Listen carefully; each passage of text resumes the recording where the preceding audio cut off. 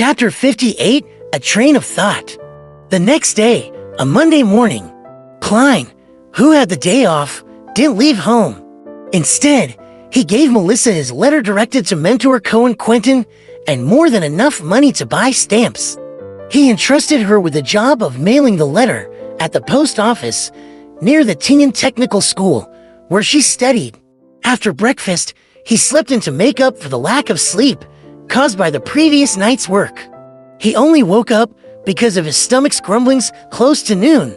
He heated up some leftovers from the night before and ate them with a loaf of rye bread. Klein grabbed a newspaper and entered the bathroom on the second floor. Whenever he did that, he couldn't help but sigh at the lack of a cell phone. After about 7 or 8 minutes, he left the toilet refreshed and washed his hands. He then returned to his bedroom and locked his door. Klein drew the curtains, lit up the gas lamp, and cogitated for half an hour. After practicing his spiritual vision, spirit dowsing, and dowsing rod for half an hour, he spent another hour mentally reviewing the mysticism knowledge he had gained recently. After doing that, he ripped up the old newspaper and crumpled them into a few balls. He wrote on them, moonflower candle, full moon essence oil, and other names of materials. He followed the prescribed steps of ritualistic magic in his head in order to master every little detail. Until he was entirely familiar with it, he didn't intend to try ritualistic magic, because it was both a waste of materials and also easily attracted danger. He repeated again and again until he picked up his silver pocket watch, patterned with vine leaves, and took a glance.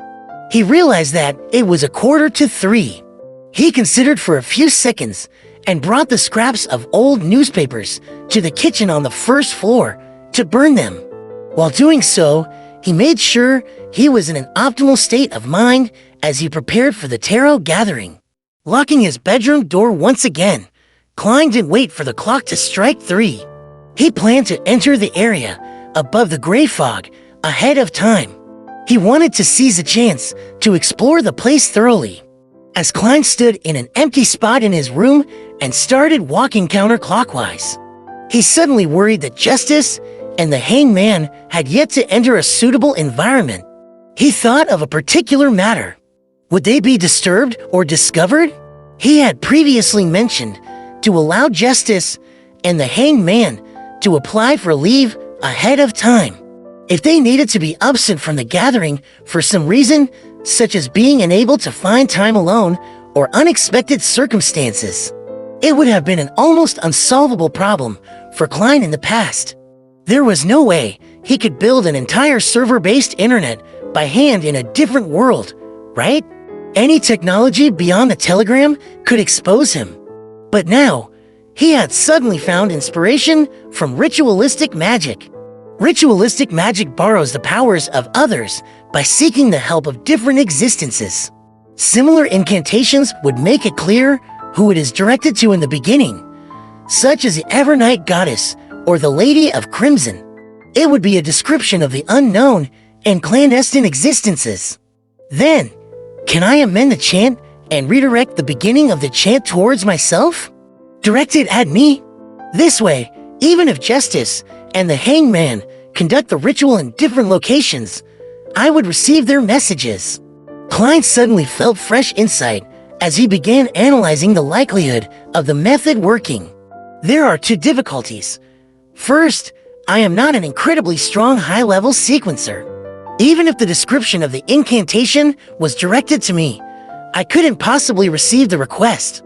Second, how can I ensure that the description of the chant is directed at me accurately and doesn't stray away and hit some other unknown existence that fits the description? That would be incredibly dangerous. Klein paced back and forth, deep in thought for a possible workable solution. He went in circles with silent footsteps. Then, he naturally linked the matter with the mysterious world of the gray fog. Even if I can't receive the message, that doesn't mean the gray fog can't. Its connection with the crimson stars can drag a person into the space directly, regardless of where they are in the physical world. I could consider tying myself to the mysterious space together during the directed description. In accordance with this train of thought, even though I might not immediately receive the request, when the other party is holding the ritual, I will still be able to see the corresponding messages whenever I enter the gray fog. To put it simply, it is the difference between being online and offline on an instant messaging system. Klein became more excited the more he thought. He felt that his idea was worth a try. FMM, what kind of description could be used to precisely direct a message to me and to the gray fog world? He started thinking about the actual details. In fact, he had an incantation that would definitely work. It was none other than the long translation of blessing stem from the celestial worthy of heaven and earth. But herein lies the problem. He would lose control of the gray fog and lose his leading role. He could only exclude it. Fool from an alternate world. No way. It is quite accurate. And there is almost no other existence that fits the criteria. But it would expose my biggest secret. Klein thought of one incantation after another, but he crossed off each one. After about 7 to 8 minutes, he finally decided on the description of the first paragraph that directed to him. The fool that doesn't belong to this era. It was obviously not accurate enough. Therefore, Klein quickly added, the mysterious ruler above the gray fog. The combination of the two lines practically limited it to him. Furthermore, he had tied the gray fog to him. It's still a little short. I cannot eliminate the possibility that there are multiple spaces and rulers above the gray fog. I cannot eliminate the fact that the description might be directed to the spirit world. Klein creased his eyebrows and planned on making it more certain. Hummy thought for a full minute and finally decided on the last part of the description. The king of yellow and black who wields good luck. It shared a similar meaning to blessings stem from the exalted thirch of heaven and earth one. If the incantation purely depended on that part of the description, it might end up being directed away and provoking unknown dangerous existences. But with the first two lines as a limitation, and his experience of arriving above the fog through a similar incantation, he believed that the target's description could result in a perfect lock-on. Klein wasn't sure if casting the ritualistic magic with those three descriptions would be effective, but he was definite that it would not attract the attention of another existence. It wouldn't throw justice and the hanged man into danger. Klein heaved out a long sigh and recited the incantation that he had decided upon. The fool that doesn't belong to this era. You are the mysterious ruler above the gray fog. You are the king of yellow and black who wields good luck. He nodded his head slightly and took out his pocket watch to confirm the time. It's already to 58. Without further thought, Klein put away his pocket and entered cogitation. Soon he chanted and took 4 steps counterclockwise to form a square. The most ferocious noises and heart-stirring roars were heard once again. He felt the headache that was even harder to deal with than the pain of consuming the seer potion. The pain was not a sharp pain that tore through his head. It was a throbbing pain that made him manic and irrational. It was a pain that left him in chaotic confusion. Klein controlled himself using cogitation and tried hard to ignore the voices. The muttering and murmurs receded like the tides. His body became ethereal, along with his spirituality. Everything seemed to float. The boundless gray fog appeared before his sight, the crimson stars at varying distances from him, just like pairs of eyes. Above the gray fog stood the palace, lofty and towering like the home of a giant. It was as though it had been there for millions of years. All Klein did was will it, and he disappeared from where he was, reappearing at the seat of honor at the long bronze table with 22 high-backed chairs. The effect of the ritual is definitely fixed, Klein muttered. He tapped his glabella gently and allowed the fog to engulf him, once thicker than before.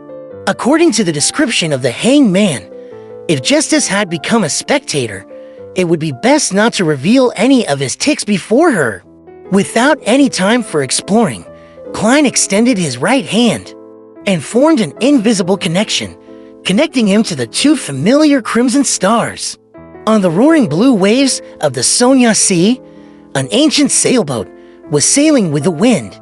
Alger Wilson locked himself in the captain's cabin and made Ghost Ship provide him the best protection. He opened the pocket watch before him and laid it next to the brass sextant. The clock was ticking without joy as it exuded nervousness. When they are hand, minute hand, and second hand aligned, there was an explosion of crimson before Alger Wilson. It ignored the layers and layers of protection he had placed over himself. Sigh reverberated across the captain's room. Backland, Empress Burrow. Audrey Hall laid against a down feather pillow and glanced at the yellow paper in her hand. Her gem-like eyes looked like they had two souls spiraling slowly in them.